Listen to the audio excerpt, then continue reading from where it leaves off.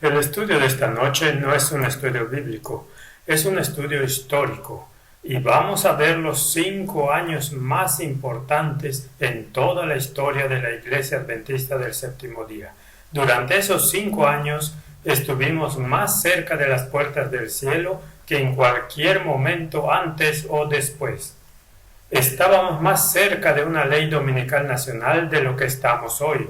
La imagen de la bestia se fue formando pieza a pieza a medida que se formaban grupos de reforma cristiana en nuestro país. Los Estados Unidos estaban en una depresión nacional, recesión, los bancos fueron cerrados y esto se estaba extendiendo por todo el mundo. Esos años fueron 1888 a 1893. Hace más de 120 años ahora, una era diferente. Aquí hay una confirmación inspirada de lo importante que fueron esos años. Y esto fue escrito en 1898 en el registro australasiano. Si su pueblo hubiera cumplido el propósito de Dios al dar el mensaje de misericordia al mundo, Cristo habría venido a la tierra y los santos antes de esto hubieran recibido la bienvenida en la ciudad de Dios. Si el propósito de Dios se hubiera llevado a cabo, no estaríamos haciendo esto hoy. Así que durante la próxima hora vamos a tratar de desglosar este periodo de 5 años. Y espero que si podemos aprender las lecciones de lo que salió mal durante ese tiempo, las puertas del cielo pueden abrirse hoy para nosotros. Voy a ser muy específico y muy directo en esta presentación y nombraré a las personas que desempeñaron un papel en estos 5 años más importantes en la historia de la Iglesia Adventista. En 1893, en la Conferencia General, W. W. Prescott identificó el punto de partida de este periodo crucial. Él dijo: ¿cuánto tiempo ha pasado desde que Dios de una manera especial comenzó a enviar esta luz y esta instrucción y esta reprensión para ti y para mí? Es el 4º año desde Minneapolis y continúa el 5º. Dios ha esperado y enviado reprensiones y esperó y envió reproches durante años. A.T. Jones, refiriéndose esta vez al comienzo de la lluvia tardía, esto es lo que dijo: bien, entonces la lluvia tardía, el fuerte clamor, es la enseñanza de la justicia. Ahora, hermanos, ¿cuándo comenzó ese mensaje de la justicia de Cristo con nosotros como pueblo? Sí, 4 años. ¿Dónde fue? Lo que entonces rechazaron los hermanos en Minneapolis, el fuerte clamor, la lluvia tardía, es lo que fue rechazado. Sé, dijo él, que algunos lo aceptaron, otros lo rechazaron por completo. Otros trataron de pararse a medio camino y hacerlo de esa manera. Pensaron tomar un camino intermedio y aunque no lo recibieron exactamente ni se comprometieron exactamente con él, sin embargo estaban dispuestos a ir en cualquier dirección que cambiara la marea. Al final, en cualquier dirección que cambiara el cuerpo, ellos estaban dispuestos a ir. En lugar de afirmarse noblemente, dijo, en el temor de Dios, y declarar frente a ese ataque: esta es la verdad de Dios y la creo en mi alma, comenzaron a ceder y a modo de disculpa ofrecer excusas a quienes lo predicaban. Hermanos, la verdad de Dios no necesita disculpas.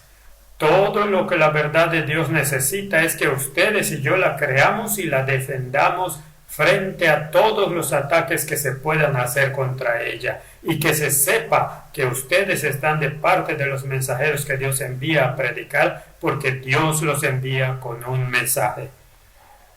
Y he descubierto que hoy es muy similar. Algunos están tratando de tomar ese camino intermedio seguro, disculparse por los errores de los que están poniendo sus cuellos en la línea por la verdad. Y hermanos y hermanas, solo voy a decir que sentarse a mirar es estar en un lugar muy peligroso, porque Satanás es dueño de ese lugar.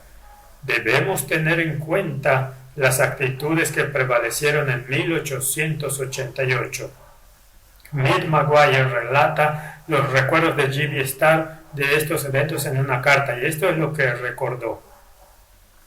Se alquiló el sótano debajo de un gran edificio y varios delegados se alojaron allí por la noche. Una gran cortina se colgó a través de la habitación. El hermano Starr y su esposa dormían en un extremo, mientras que 4 o 5 ministros estaban al otro extremo. Una noche A.T. Jones había dado un poderoso discurso que el hermano Starr y su esposa apreciaron mucho. Llegaron a su habitación profundamente impresionados y después de la oración se fueron a la cama. Después de un rato los hombres llegaron a su apartamento hablando y riendo y más bien ridiculizando las declaraciones del hermano Jones. Uno de los hombres, el anciano C., llamó al hermano Jones con algún apodo desfavorable, lo que conmocionó a los Starr. A la mañana siguiente la hermana White habló. Dijo que un ángel la llevó de habitación en habitación. Finalmente señaló con el dedo directamente al anciano C. y le dijo: me avergüenzo de que llames así a alguien que está dando un mensaje del Señor. Y ese sobrenombre era el mismo apodo que el hermano Starr había escuchado que el hombre usaba la noche anterior. En una carta que Ellen White escribió en 1893 dijo: fui conducida de habitación en habitación ocupada por nuestros hermanos en esa reunión y escuché algo de lo que todos algún día se avergonzarán terriblemente, si no es hasta el juicio, cuando cada obra aparecerá en su verdadera luz. Hubo un testigo de cada comentario, hecho, la broma impía, la sátira, el sarcasmo, el ingenio. El Señor Dios de los cielos se disgustó con usted y con todos los que compartían la alegría y el espíritu duro e inconmovible. Se ejerció una influencia satánica. Algunas almas se perderán como consecuencia. De los materiales de 1888, páginas 1138 y 1139. Obviamente hubo un problema muy serio en 1888 y tal vez, con todas las discusiones teológicas, el tema más importante son las actitudes y el espíritu que se transmitió durante estos encuentros. Hay una lección que tenemos que aprender aquí. Ridiculizar no logra nada. Incluso cuando no estamos de acuerdo, necesitamos escuchar con un espíritu cristiano. Ahora, este espíritu desafortunadamente no se extinguió en la década de 1890. En 1945, Norbert Peace escribió un libro que dijo acerca de A.T. Jones. En 1893 fue directo con vehemencia, casi mordaz en sus declaraciones. Pocos meses después de la sesión de la conferencia general, Jones recibió una carta de la señora White advirtiéndole sobre el peligro de declaraciones extremas. En 1926, A. G. Daniels miró hacia atrás 38 años hasta Minneapolis. Esto es lo que dijo: cuán triste es, cuán profundamente lamentable es que este mensaje de justicia en Cristo, en el momento de su llegada, haya encontrado oposición por parte de hombres serios y bien intencionados en la causa de Dios. El mensaje, escucha con atención, nunca ha sido recibido ni proclamado, ni se le ha dado el curso libre que debería haber sido para transmitir a la Iglesia las bendiciones inconmensurables que estaban envueltas en él. Y este análisis de la anciana Daniels repudia la idea de que algunos han dado de que para 1900 casi todo el mundo había aceptado el mensaje de 1888 y el problema había sido arreglado. En 1937, Taylor Bunch escribió esto: justo antes del final, el pueblo adventista revisará su historia pasada y la verá bajo una nueva luz. Debemos reconocer y confesar los errores de nuestros padres y velar porque no los repitamos, y así retrasar aún más el triunfo final del movimiento adventista. El pasado debe ser revisado y estudiado a la luz de estos errores y sus consecuencias en un largo retraso de la venida de Cristo. Ahora, a pesar de este llamamiento, nuestros principales líderes han hecho esfuerzos oficiales para negar que realmente hubo un rechazo al mensaje de 1888. Te voy a dar algunas muestras de autores que han negado que el rechazo del mensaje de 1888 fue un rechazo continuo. Por ejemplo, A.T. Robinson rechazó la denominación adventista del séptimo día de la doctrina de la justificación por la fe. Esto fue escrito en 1931. Experiencias de C. McReynolds mientras estaba en la Conferencia General en Minneapolis, Minnesota en 1888, también en 1931. Todos estos autores negando que hubo un rechazo continuo del mensaje. Norbert Peace, Justificación y Justicia por la Fe en la Iglesia Adventista del Séptimo Día, antes de 1900, escrito en 1945. L. H. Christian, El fruto de los dones espirituales, escrito en 1947. A. W. Spalding, Capitanes de la Hueste, escrito en 1949. Asociación General, La Historia de Nuestra Iglesia, escrita en 1956. A. B. Olson, A través de la crisis a la victoria, de 1888 a 1901, escrito en 1966. Leroy Froome, Movimiento del Destino, 1971. Desmond Ford, El declive doctrinal de E. J. Waggoner, en la década de 1970. Bert Haloviak, Ellen White y A.T. Jones, también escrito en 1981. Incluso Arthur White en Ellen G. White, Los años solitarios, 1984. George Knight, de 1888 hasta la apostasía, el caso de A.T. Jones, escrito en 1987. Todos son ejemplos de libros y presentaciones hechos para decir que lo hicimos bien. Tuvimos nuestros problemas, pero todo lo solucionamos y ahora estamos en el camino correcto. Y aquellos que han sugerido un continuo rechazo del mensaje de 1888 son presentados como negativos y críticos, tratando de descarrilar el maravilloso progreso de la Iglesia Adventista del Séptimo Día en el siglo XX. Tal vez la confusión sobre si aceptamos o rechazamos ese mensaje se explica en una carta que escribió el hermano Waggoner en el año 1903. Mientras que después de mucha oposición la denominación había aceptado oficialmente la verdad avanzada del mensaje, no lo habían tomado prácticamente. Lo tomaron como una de las cosas que, cito, nosotros como pueblo creemos, pero no como algo por lo cual conducir negocios y enseñar las ciencias, etc. No vieron en la luz que el Señor envió un principio que iba a resolver cada problema y reorganizarlo, o más bien organizarlo, darle vida a todo el trabajo. En otras palabras, servicio de labios, pero no cambio de corazón. En la Conferencia General de 1901, W. Prescott dijo: ¿dónde estamos ahora en referencia a este mensaje? ¿Hasta dónde se ha recibido esa verdad? No simplemente ascendida, sino recibida en realidad. No mucho, les digo. ¿Hasta dónde el ministerio de esta denominación ha sido bautizado en ese espíritu? No mucho, les digo.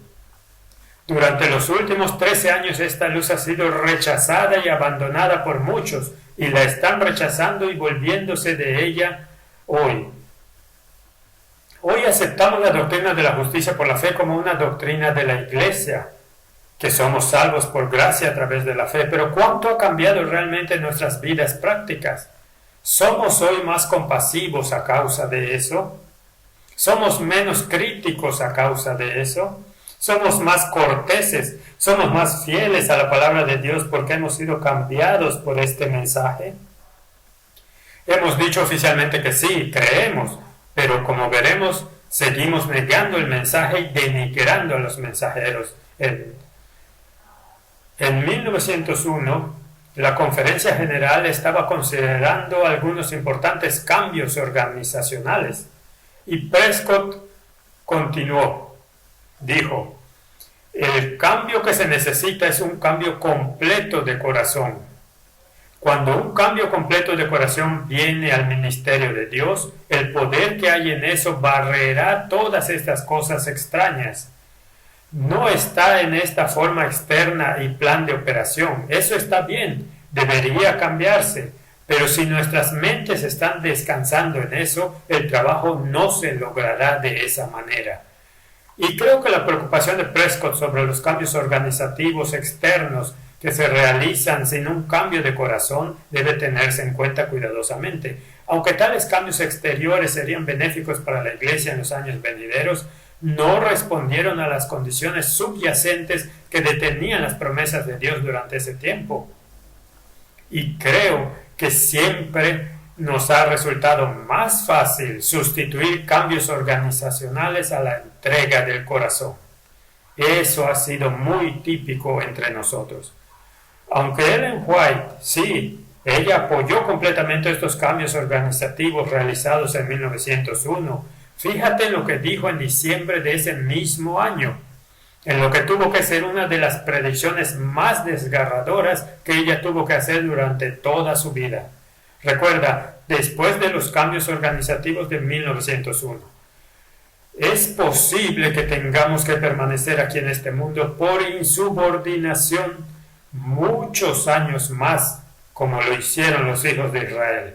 Pero por amor de Cristo, su pueblo no debe agregar pecado a pecado, acusando a Dios de las consecuencias de su propio curso incorrecto de acción. Observa por qué estamos aquí, no porque no hayamos hecho buenos cambios en nuestra organización, sino por insubordinación. Esta referencia es de Manuscript Releases, volumen 10, páginas 277 y 278. Y tenemos que recordar aquí que Ellen White estaba planeando ser trasladada antes del año 1900. Ella entendió que este era el mensaje final de Dios y ahora se dio cuenta de que tendría que morir y pasaría otra generación y muchas generaciones más antes del cumplimiento de esas profecías. Y creo que es justo decir que nosotros estamos discutiendo estos mismos temas hoy como un cumplimiento directo de esta predicción que ella hizo en aquel año. Y en lugar de confesar nuestra responsabilidad por la demora, estamos culpando a Dios por el retraso cada vez que decimos que Jesús vendrá en su propio tiempo predeterminado. Estamos diciendo que es su culpa. En 1902, Ellen White escribió una carta al comité de la Conferencia General. Pero la obra que todo el cielo estaba esperando hacer tan pronto como los hombres prepararan el camino no se hizo, porque los líderes en la obra, y esta es una declaración asombrosa, porque los líderes en la obra cerraron y aseguraron la puerta contra la entrada del Espíritu. Hubo una interrupción antes de la entrega total a Dios. Los corazones que podrían haber sido purificados del error se fortalecieron en las malas acciones. Las puertas estaban cerradas contra la corriente celestial que habría barrido todo mal. Los hombres dejaron sus pecados sin confesar. Se edificaron en su propia maldad y le dijeron al Espíritu de Dios: sigue tu camino por ahora, cuando tenga un tiempo más conveniente te llamaré. Y ella continúa: el Señor pide que se haga ahora un minucioso autoexamen que no se hizo en la última conferencia general. Recuerda que se hicieron muchos cambios, pero no el único cambio que era esencial. Esto es de la colección Crest, página 95. En 1903, Ellen White le escribió a un amigo: el resultado de la última conferencia general ha sido el más grande, el más terrible dolor de mi vida. No se hizo ningún cambio. El espíritu que debería haberse introducido en toda la obra como resultado de esa reunión no se introdujo. Manuscript Releases, volumen 13, páginas 122 y 123. Claramente ahora esos cambios organizacionales que todavía son una bendición para nosotros hoy no era lo que Dios realmente estaba buscando y lo que hubiera permitido que Jesús viniera en esa generación. Y para nosotros hoy todo lo que importa es una entrega del corazón, entrega total, corazones purificados, pecados confesados y un minucioso examen de sí mismo si tenemos alguna esperanza de ver a Jesús regresar en nuestra vida. En 1902, la oficina de la Review Herald se incendió hasta los cimientos. Poco tiempo después de que el incendio destruyera la oficina de la Review Herald, en la revista adventista se imprimió un artículo de Elena de White en el que decía claramente que la destrucción del sanatorio y la oficina de la Review por el fuego fue una manifestación de Dios, debido a su persistente desviación de sus caminos y al no actuar sobre la advertencia e instrucción que se había dado durante muchos años a través del espíritu de profecía. Y Ellen White suplicó a aquellos en Battle Creek, y cito, que habían resistido la luz y la obediencia negándose a escuchar las advertencias de Dios, que vieran en la destrucción de la oficina de la Arabian Herald un llamado de Dios hacia ellos para que se vuelvan a Él con pleno propósito de corazón. Y sin embargo, poco tiempo después de la sesión de la Conferencia General de 1903, en una reunión de los accionistas de la Arabian Herald, un individuo declaró ante una audiencia pública que estos incendios no fueron los juicios de Dios en absoluto, eran solo incendios. Mis amigos, los líderes estaban en negación en ese entonces, justo como seguimos negando hoy. Creo que Dios estaba haciendo todo lo que podía para conmocionar a la iglesia remanente de Dios, para que se diera cuenta de la visión celestial de las cosas, para que la venida de Cristo no se retrasara otros 100 años, mucho más de lo que Israel fue demorado en el desierto. ¿Cuántas advertencias serán necesarias para que nos tomemos en serio la voluntad de Dios y el plan de Dios? Y por supuesto, todas las advertencias y todos los juicios tienen el propósito de llevarnos al arrepentimiento. Por eso Dios los permite, no para maldecirnos, sino para traernos al arrepentimiento. A.T. Jones señaló este punto en la Conferencia General de 1893. La lluvia tardía y el fuerte clamor solo se darían cuando fueran de un solo corazón y mente, y por lo tanto Jones instruyó: si hay alguna diferencia entre usted y cualquiera de las personas en esta tierra, ya sea que estén en este instituto o no, es hora para que tú y yo las quitemos del camino. Y digo que ese es un buen consejo para nosotros hoy. Si hay diferencias, tenemos que sacarlas del camino. O.A. Olson fue el presidente de la Conferencia General que habló en la misma conferencia. Dijo que es el pecado lo que está en el camino de las bendiciones de Dios. El pecado debe ser quitado antes de que el Espíritu de Dios pueda entrar. No me importa dónde estés ni quién seas, si has sido ministro durante unos 20 años o si eres el pecador que acaba de despertar al primer sentido de culpa. El pecado es pecado en todas partes y es el pecado lo que debe ser quitado antes de que Dios pueda entrar. Pero si fallamos en algún momento, el Señor nos llevará al suelo nuevamente. Y si fallamos una segunda vez, nos llevará al suelo otra vez. Si fallamos por tercera vez, el Señor nos llevará de nuevo por el mismo terreno. ¿Por qué nos lleva por el suelo una y otra vez? Es para que podamos asirnos de su gracia y vencer.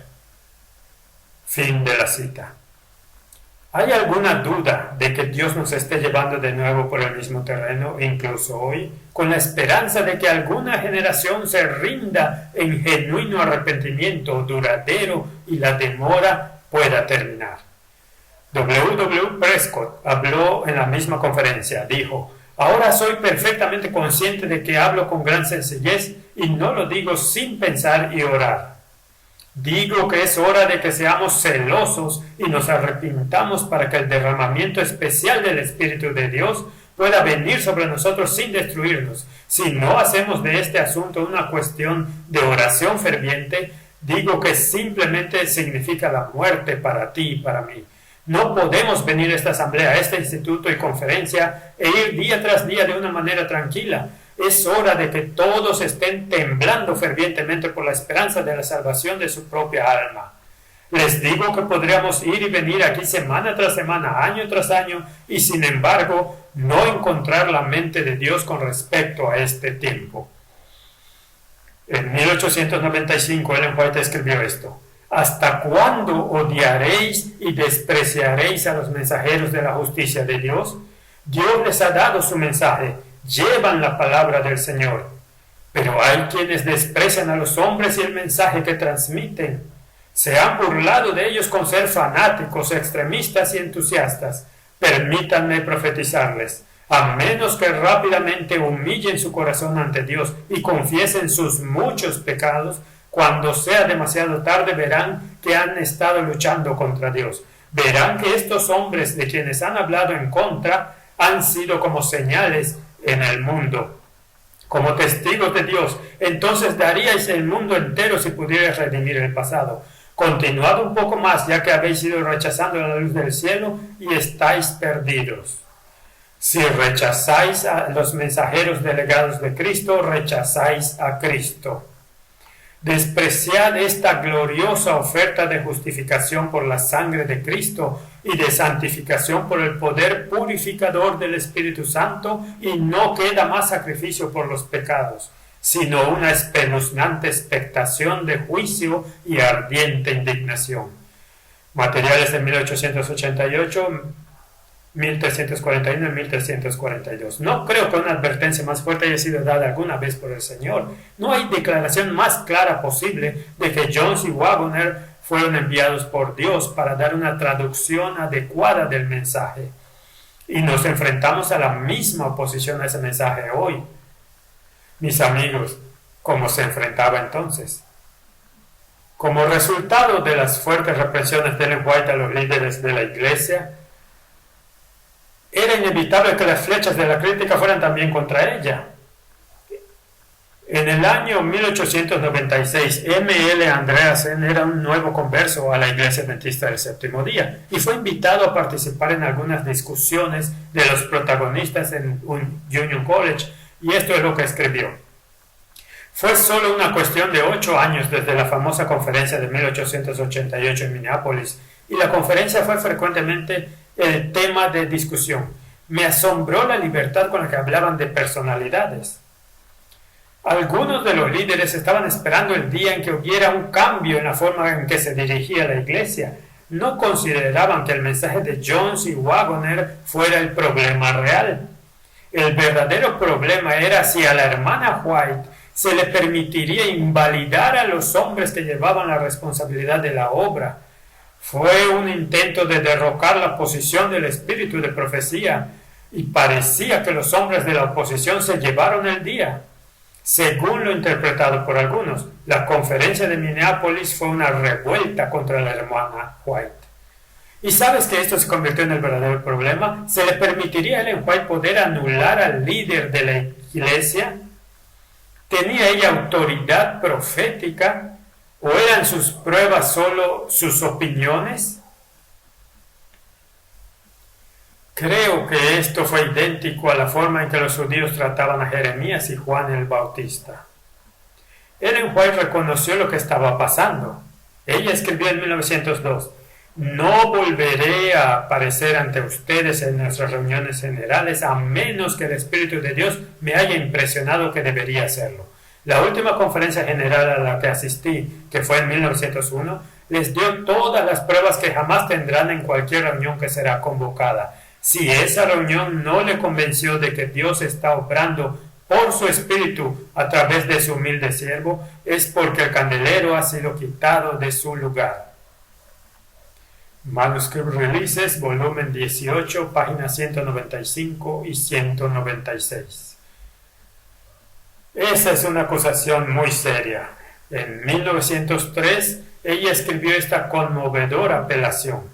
Físicamente siempre he sido como un vaso roto, y sin embargo, en mi vejez el Señor continúa moviéndose sobre mí por su Espíritu Santo para que escriba los libros más importantes que jamás hayan aparecido ante las iglesias y el mundo. La vida que Él me otorga la usaré para su gloria. Y cuando crea conveniente dejarme descansar, sus mensajes serán de una fuerza aún más vital que cuando vivía el frágil instrumento a través del cual fueron entregados. Manuscript Releases, volumen 8, página 428. Y hoy el mismo problema es nuestro problema.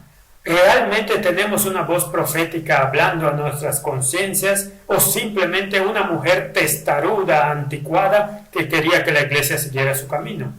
Nuestra decisión es la misma que la de ellos. Como se mencionó anteriormente, los ataques contra Jones y Waggoner y su mensaje es tan fuerte hoy o más fuerte que durante la década de 1890. A finales de noviembre de 1892, un artículo de 2 partes de Ellen White se publicó en la Review. Ella dijo, el fuerte clamor del tercer ángel ya ha comenzado en la revelación de la justicia de Cristo. Este es el comienzo de la luz del ángel cuya gloria llenará toda la tierra. Ella escribió eso en 1892 en Review Angel del 22 de noviembre. Escribiendo en respuesta a la declaración de Ellen White, O.A. Tate informó esto. El mensaje está aumentando, hermanos y hermanas, y la revista de la semana pasada nos informa en un lenguaje inequívoco que el fuerte clamor ya ha comenzado. Se nos dice también en testimonios recientes que el Espíritu Santo espera nuestra demanda y recepción. ¿Quién no puede ver que la lluvia tardía está a punto de ser derramada sobre nosotros en gran medida? ¿estamos listos para recibirla? Y sabes que es una deducción muy lógica aquí. No hay forma de que el fuerte clamor se pueda llevar al mundo sin el poder de la lluvia tardía. Ambos funcionan juntos, no pueden funcionar por separado en absoluto. Sin embargo, escucha este intento de desacreditar esta conclusión. George Knight pregunta, ¿hay en los escritos de Ellen White una fuerte conexión entre la justicia por la fe y los eventos finales? No, dice él. Algunos de los intérpretes de Ellen White, con interés en el mensaje de 1888, influenciados por las presentaciones de los engañados Jones y Prescott, han desarrollado un énfasis no presente en sus escritos, pero bastante en armonía con sus propios planes. Es cierto, dice él, que A.T. Jones leyó la gran cosa en la declaración del fuerte clamor, pero eso no significa que él estaba en lo cierto. Elena White no dijo que la lluvia tardía había comenzado con la predicación de la justificación de Cristo en Minneapolis. Ella dijo claramente que era el fuerte clamor. Hombres como Jones, Prescott y G.B. Starr sacaron la conclusión de la lluvia tardía. Y voy a decir una vez más, es la única conclusión posible. Sin lluvia tardía no hay fuerte clamor. Son una unidad. Él continuó diciendo que varios predicadores, incluidos A.T. Jones, G.B. Starr y W.W. Prescott, transformaron su declaración en noviembre de 1892 de que había comenzado el fuerte clamor en la idea de que la lluvia tardía había comenzado. George Knight dice, ni Jones ni Prescott fueron guías completamente confiables en asuntos del Espíritu Santo en el tiempo de las reuniones de 1893.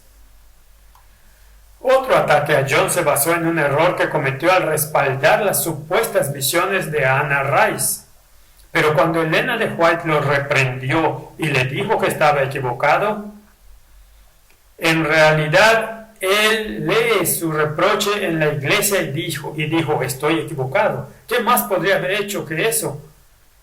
Y sin embargo, este error es retratado por George Knight como prueba de que Jones permaneció indigno de confianza en sus declaraciones esparcidas por sus muchos libros sobre el mensaje de 1888. Hay muchas alusiones a este incidente de Anna Rice, pero con pocos o distorsionados detalles. Y por supuesto, el propósito de usar esta evidencia es negar la confiabilidad de A.T. Jones. George Knight le pone de esta manera, el adventismo puede estar agradecido de que Jones no recibió una carta blanca en la sesión de 1893, ya que en ese momento no era un guía confiable. Su avivamiento de la lluvia tardía podría haber llevado al adventismo por caminos extraños y podría haber cambiado la naturaleza de la iglesia adventista del séptimo día, acercándola a la iglesia pentecostal por entonces desarrollándose. En otras palabras, si hubiéramos seguido sus enseñanzas, hubiéramos cambiado toda nuestra dirección teológica. A menudo, cuando A.T. Jones se menciona en tiempos modernos, es solo con un comentario despectivo de un tipo u otro gracias a años de representarlo negativamente por algunos historiadores adventistas. George Knight ha hecho este cargo durante más de 25 años, afirmando que el movimiento de avivamiento de 1892 al 93 se basó en una emoción fanática. Dice que fueron Jones y Prescott, en lugar de la señora White, quienes construyeron la emoción de 1893 en grandes proporciones. El siempre excitable Jones no era del todo un líder seguro en 1893. Nunca debemos olvidar que él tenía el eterno problema del extremismo. Solo un poco de información sobre este escritor de libros moderno, George Knight. Esta es la persona que cree que Eva pecó antes de comer el fruto prohibido. Ha sido descrito por sus partidarios como historiador revisionista. Ha descrito nuestros orígenes de la Iglesia Adventista del Séptimo Día en el adventismo fanático. Incluso ha dicho en una reunión en el Soquel, no me gustan los adventistas, me gustan los cristianos. De todas las tácticas que Satanás ha usado para descarrilar el comienzo de la lluvia tardía y el fuerte clamor, su incitación a los que están en posiciones de responsabilidad a identificar la semana de oración de 1892 y la sesión de la Conferencia General de 1893 como simplemente el resultado de la excitación fanática, del extremismo y el fanatismo, ha traído a los diabólicos planes de Satanás el mayor éxito. Identificando la obra del Espíritu Santo con el fanatismo en Minneapolis en 1888, ha traído 4 años de lucha y conflicto, rebelión y demora. Y ahora el llamado al arrepentimiento de la Odisea había sido visitado con manifestaciones del Espíritu Santo durante 1892 y 93, y responder a tales manifestaciones con las mismas acusaciones de excitación, extremismo y fanatismo resultaría muy perjudicial para el movimiento remanente de Dios. Entre los que dijeron esto se encontraban Urias Smith, J. H. Kellogg y otros que formularon tales acusaciones contra los avivamientos. Así que volvamos a Elena de White de nuevo. En 1894, Elena de White dio una fuerte advertencia a los que estaban haciendo exactamente lo que hemos revisado. Ella dijo: los que han descuidado la luz y la verdad, que no se aprovechen del error de sus hermanos y pongan el dedo en alto y pronuncien palabras vanas, porque los escogidos de Dios han sido demasiado ardientes en sus ideas y han llevado a cabo ciertos asuntos de una manera demasiado fuerte. Necesitamos estos ardientes elementos porque nuestro trabajo no es un trabajo pasivo, nuestro trabajo es agresivo. Los agentes elegidos de Dios se habrían regocijado de unirse a los hombres que se mantuvieron alejados de ellos, cuestionando, criticando y oponiéndose. Pero si los hombres que deberían haber usado su experiencia para promover la obra se han esforzado para obstaculizarla y se han producido errores que no habrían ocurrido si hubieran estado en el lugar que les fue asignado, ¿a quién responsabilizará Dios por estos últimos errores? Hará responsables a los mismos hombres que deberían haber estado reuniendo luz y unidos con los centinelas fieles en estos días de peligro. ¿Pero dónde estaban? Se mantenían en la posición de aquellos que no eran receptores de la luz para sí mismos e interceptaban la luz que Dios enviaría a otros. Materiales de 1888, 1246, 1248. Por lo tanto, se echaba la culpa a los que habían estado luchando contra la verdad durante tanto tiempo, que de otra manera habrían podido beneficiar a Jones y Prescott con su experiencia pasada. Y fíjese por favor en las frases que usó sobre Jones y Wagoner. Elegidos de Dios, fieles centinelas. Los únicos que se oponían a Jones y Wagoner a principios de la década de 1890 eran los mismos que hoy se han opuesto sistemáticamente al mensaje de 1888. Ahora debemos examinar la Conferencia General de 1893 con mucho cuidado, y debo admitir que siempre he tenido una impresión negativa de esta conferencia debido a las acusaciones hechas por nuestros historiadores sobre lo que pasó ese año. Y creo que aquí es muy importante echar un segundo vistazo cuando el prejuicio asoma la cabeza. El informe que siguió a las reuniones del sábado en 1893 decía esto: cuando se alcanzó el clímax y los benditos resultados de la obra de Cristo por nosotros fueron presentados, los sermones de John cesaron y la vasta congregación que abarrotaba cada espacio disponible en el tabernáculo involuntariamente se volvió en una reunión de alabanza. Los ministros esparcidos por la congregación en número de 30 o 40 se levantaron y se hicieron cargo de grupos en sus respectivas localidades, y cientos de testimonios de alabanza a Dios por su bondad y salvación nacieron por toda la casa. Fue un desorden, una reunión que nunca antes se había visto en Battle Creek. En una carta de O.A. Olson, presidente de la Conferencia General, dijo esto: el Espíritu del Señor obró maravillosamente y el poder de convicción y conversión de Dios se manifestó en una medida maravillosa. Para Olsen, el más interesante y más notable caso de todos fue la confesión de J. H. Morrison. Morrison fue uno de los oponentes más ruidosos en la Conferencia General de 1888. Y esto es lo que el hermano Olsen dijo sobre él. He escuchado muchas confesiones, pero debo decir que nunca escuché una como la suya. Aunque era frío y deliberado, como es la naturaleza de su temperamento, Fue el recorrido más completo y más profundo en su trabajo que yo haya presenciado. Y nunca había una congregación tan afectada por una confesión como en esta ocasión. Y continuó. El instituto y la conferencia de inicio a fin fue una temporada muy notable.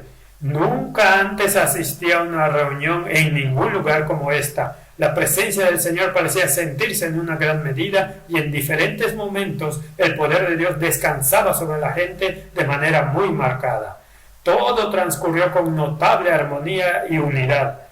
Creo que nunca asistí a una conferencia en la que parecía haber una libertad tan perfecta, sin restricción humana, pero nunca vi ninguna reunión en la que cada orador pareciera tener tal consideración por los sentimientos y opiniones de los demás. Al salir, los hermanos todos se sintieron muy animados y nunca los delegados han salido de nuestras conferencias con el mismo sentimiento y espíritu con el que dejaron la que acaba de pasar. W. Prescott escribió una carta. El Señor se acercó mucho por su espíritu durante nuestra conferencia y sentimos que se logró un gran bien para todos cuyos corazones estaban abiertos para recibir la luz y bendición de Dios. Y continuó diciendo que nunca había visto que los obreros salieran con tal grado de esperanza en el Señor. Te diré que no me suena eso a fanatismo, que no suena como extremismo, que suena como una auténtica efusión del Espíritu de Dios. Olson otra vez, había sido la mejor reunión que había presidido alguna vez. W.A. Spicer, fue el mayor encuentro que se ha realizado. C.H. Jones, una persona diferente. La conferencia fue la mejor reunión a la que he asistido sin duda alguna. Mientras estudiábamos la Biblia, rayos de luz brillaban sobre las páginas sagradas y muchas almas se regocijaron en el Señor. Ahora, Elena de White no estaba allí porque ella estaba en Australia, pero declaró que había encontrado una rica fiesta leyendo los sermones diarios. Años más tarde se le indicó que usara esos discursos específicamente de A.T. Jones para ser impresos en los boletines de la Conferencia General de 1893 y 1897. Y de nuevo voy a decir, ¿suena esto como si Jones fuera vehemente, mordaz y extremo? No lo creo. Ellen White, en una carta de 1893, abordando la autenticidad del derramamiento del Espíritu Santo en la conferencia de 1893, dijo esto: todas las revelaciones de Dios en la conferencia las reconozco como de Él. No me atrevo a decir que el trabajo era excitación y entusiasmo injustificado. No. Dios se acercó a ustedes y su Espíritu Santo les reveló que tenía un cielo lleno de bendiciones, incluso luz para iluminar el mundo. Sin embargo, en la mente de muchos quedó un sentimiento de desprecio, la impresión de que podrían haber sido engañados, de que eran demasiado ardientes. Incluso se cuestiona si fue obra de Dios o una ola de fanatismo. Y cómo se regocija Satanás. Manuscript Releases, volumen 10, página 346. Escribiendo a Urias Smith poco tiempo después, quien había sido fundamental para acusar de fanatismo esos avivamientos en 1892 y 93, Ellen White le advirtió estrictamente por adoptar esa postura. Lo que era luz del cielo se ha llamado excitación. Me ha entristecido que este asunto sea visto de esta manera. Debemos tener mucho cuidado de no entristecer al Espíritu Santo de Dios al declarar que el ministerio de su Espíritu Santo es una especie de fanatismo. Dios había obrado de una manera marcada. Nadie debería atreverse a decir que este no es el Espíritu de Dios.